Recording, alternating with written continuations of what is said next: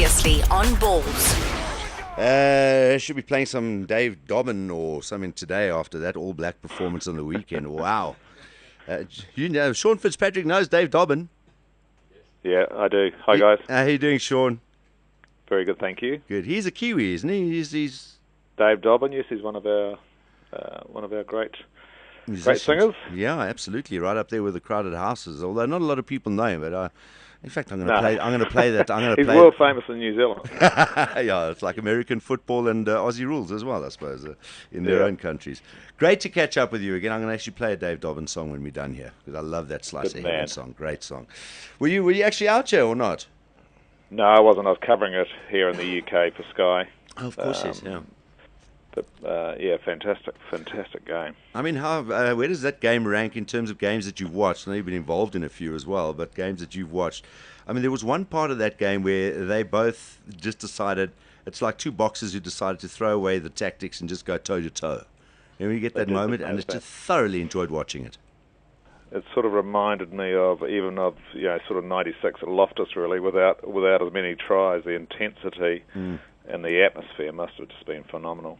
And, I think you've got to take your hat off to both teams for the way they, the attitude they played with the intent to play the game was just quite phenomenal, and just quite clearly showed how far ahead both these teams are compared to the other international teams in world rugby at the moment. Yeah, I was actually thinking after the game just how wide is that gap becoming between those two, and I think just looking 2 years ago when you saw the talent coming through, I think when their under-20s played each other and you saw the Unserfontaines and guys like that coming through from our side, and you thought, at the next World Cup there can only be two teams, really, that you got to seriously think about.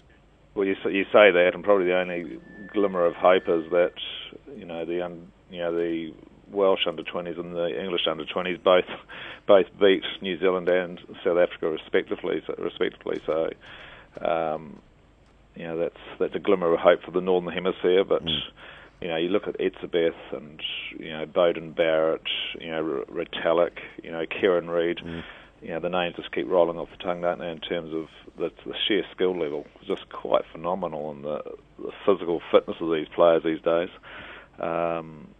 is fantastic to watch. Speaking to John Smith and Jake White before the game, there was always a question about how, and you were here in '95, and you know how emotional South Africans can get. So now we had a chance to win the championship. So you can kind of imagine what the emotion was like beforehand. Everyone was kind of just sort of skimming over the fact that we're playing the All Blacks and just got to beat them first. And we're talking about the 5 points.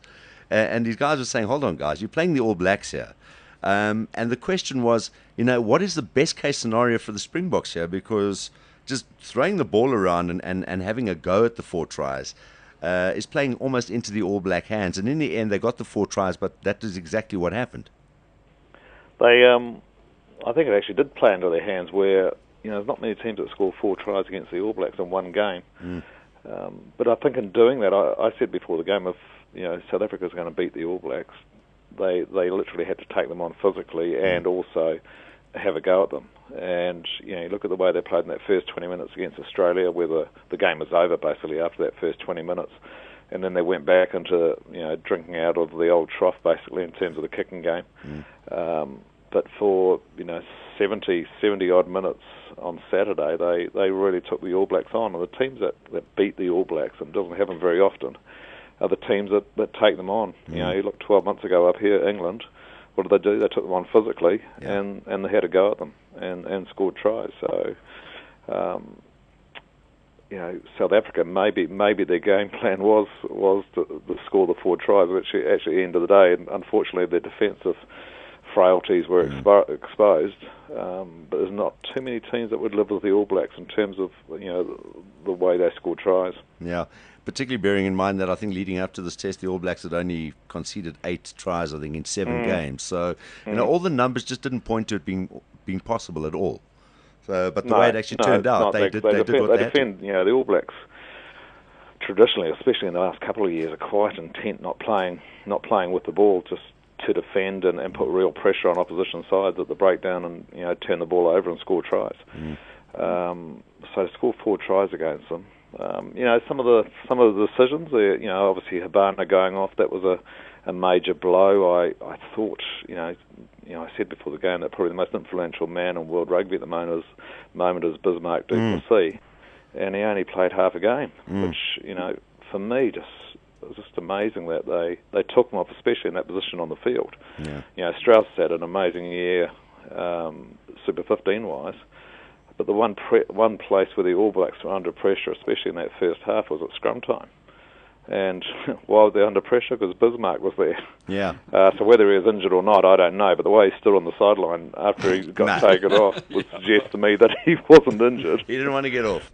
He was actually didn't want to get off at all, and even refused to go back to the bench, which tells you that he was fine. He was just kind of surprised that he was yanked off the field. Was there any stage watching that game that you felt that the Springboks might pull it off and prevent the All Blacks from getting that bonus point?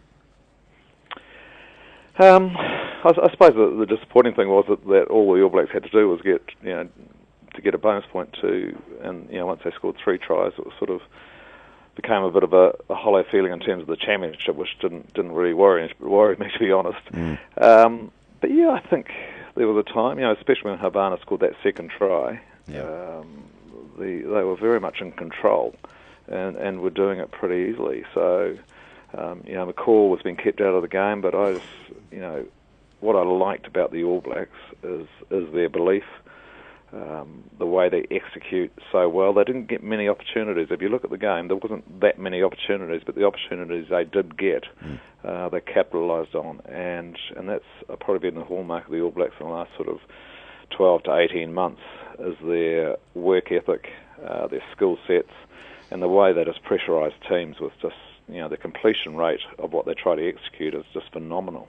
Yeah. And teams just can't live with them. And, for me, 2 players who sort of typify what the All Blacks are about of the last sort of 18 months is probably Kieran Reid and Ben Smith, who in no disrespect to them, they weren't world class 3 years ago, but they've just worked so hard on their games individually that they're now the best number 8 in the world, and if not the best fullback, definitely the best right winger in world rugby at the moment. Yeah.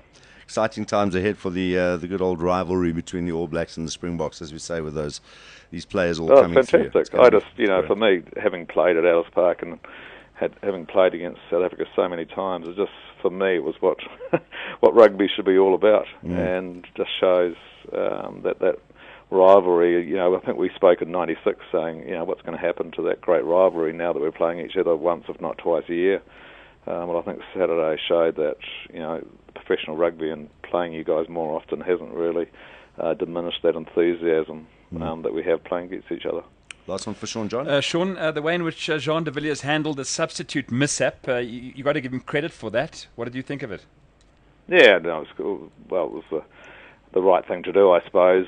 That could have gone a bit ugly, but I think he dealt with it well. But I thought, we haven't really spoken much about the referee. I thought Nigel Owens was quite outstanding, and that was just typical of the way that that he, dealt with that situation, along with, John. I think just showed the respect we probably have for each other, and I think both captains handled that well. But yeah, I think we should take a hat off to Nigel Owens, and I just think it shows that if we get the right referees refereeing these rules, we can have the right sort of spectacles and just common sense occasionally, and referees that speak the same language as the TMOs and the touch judges makes a huge difference. Well, it's just so refreshing that on a Monday after a test match, all the talk shows and the rugby talk is not about the referee for a change. And as you say, that's normally a good sign if you don't notice the referee's having a good game. But I think, as you say, Nigel Owens deserves a pat in the back for a very well handled game. This is the time you should actually be talking about the referee, and they don't get credit sometimes when they do a good job. So yeah, exactly. Hit the nail on the head there, Sean. It's fantastic talking to you again. All the best, and thank you for giving us your time this afternoon. Okay, guys. Thank you, Sean. Chatting too. You too. Okay. Cheers. Bye-bye. Bye. There we go. Sean Fitzpatrick, the legendary, joining us here on Balls Visual Radio and Mix 93.8 FM. This is Balls Visual Radio. Darren, Simon, Kate and John. Weekdays from 3 p.m. to 6 p.m. Central African Time. Balls.co.za